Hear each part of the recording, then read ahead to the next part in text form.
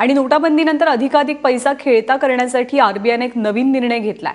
नवीन नोटा बँकेतनं काढण्यावरती कोणतीही मर्यादा नसल्याचं आरबीआयनं स्पष्ट केलंय। त्यामुळे तुम्ही बँकेत कितीही नव्या नोटा भरल्या तरी त्या तुम्हाला हव्या तितक्या काढता येतील। मात्र नोकरदार आणि जुन्या नोटांसाठी आरबीआयनं 24,000ची मर्यादा कायम राखली आहे। त्यामुळे तुम्हाला तुमच्या अकाउंटमधनं आठवड्याला 24,000 रुपयांचाच पगार काढता येईल।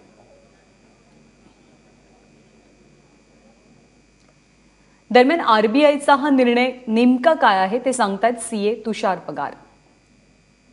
जे सॅलरी अकाउंट होल्डर असतील त्यांची जी सॅलरी अकाउंटला जमा होईल त्याच्यातनं त्यांना 24,000 किंवा जे काही 10,000 जे काही लिमिट आहे तेच काढता येईल। आणि हा जो नियम आहे हा एक्सक्लुझिव्हली तुम्ही 29 तारखेच्या पुढे जी नवीन करन्सी बँकेमध्ये जमा कराल, नवीन लिगल टेंडर असा शब्द आहे सर्क्युलरमध्ये, त्याच्यासाठीच ऍप्लिकेबल आहे।